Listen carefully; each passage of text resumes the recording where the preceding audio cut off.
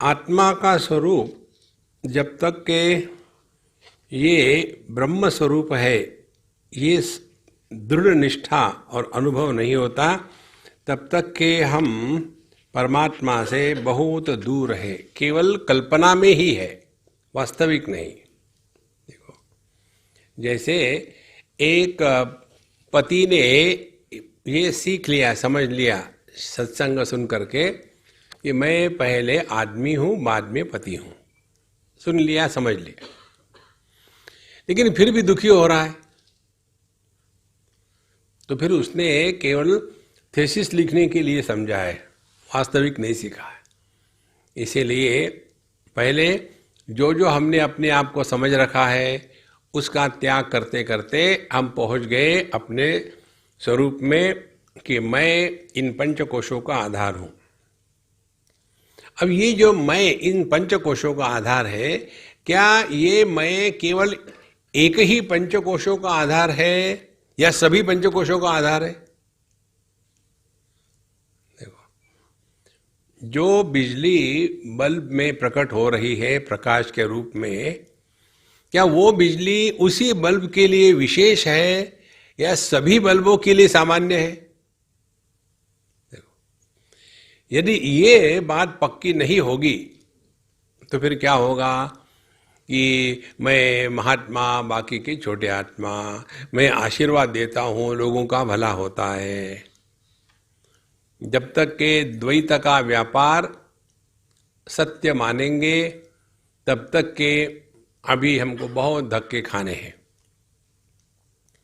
इसीलिए ब्रह्मात्मैक्य बोध यही वेदांत के अध्ययन का और साधना का लक्ष्य है। ब्रह्मात्मैक्य बोध का तात्पर्य ऐसा नहीं कि दो चीजें हैं, एक ब्रह्म है दूसरा आत्मा है, ये दोनों एक है, ऐसी बात नहीं है। जैसे पति और पुरुष एक है, तो क्या हम दोनों की बात कर रहे थे क्या? एक ही उपाधि के कारण पति कहा गया है।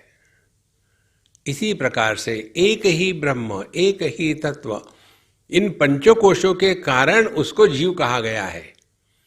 तो ये जो जीवात्मा है, इस जीवात्मा का जब हम अनुसंधान करेंगे कि कौन है ये, इसलिए वेदांत की साधना में मैं को मुक्त नहीं करते, मैं से मुक्त हो जाते हैं।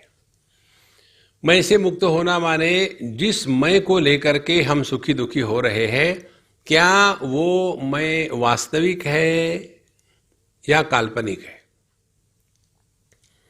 पता चला कि ये जो मैं है, जो सुखी दुखी हो रहा है, यह तो केवल औपाधिक है और इसीलिए काल्पनिक है, सत्य नहीं है। तो फिर उसको लेकर के सीरियस नहीं होना। जहां हम सीरियस हो जाते हैं उसको हमने सत्य माना है, और ये सिद्धांत सब में लागू होता है। जैसे एक बार एक सज्जन ने मुझे पूछा किसी एयरपोर्ट पर, बोले स्वामी जी हम आपको हमेशा सुनते हैं यूट्यूब पर और हम आपके फैन हैं, वो स्टैंडर्ड थिंग। फिर कहते हैं कि आप इतने लोगों को ये बता रहे हो, दुनिया भर घूमते हो, प्रवचन देते हो, लेकिन लोग सुधरते नहीं, तो आपको दुख नहीं होता? देखो, जैसे आप अपने बच्चों को बताते जल्दी उठो, वो नहीं उठता, तो ये माताओं को गुस्सा आता है। गुस्सा क्यों आता है? ये दुख की अभिव्यक्ति है। सुखी आदमी कभी गुस्सा नहीं करेगा।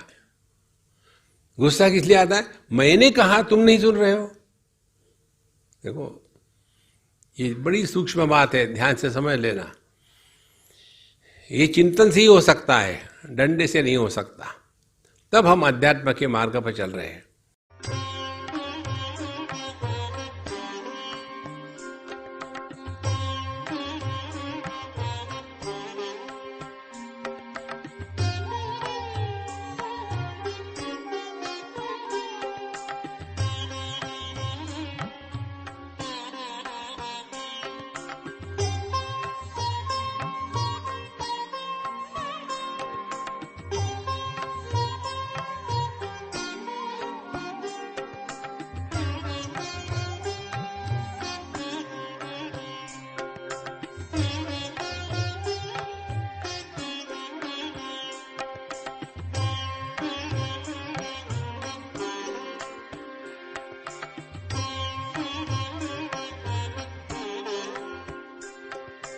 है।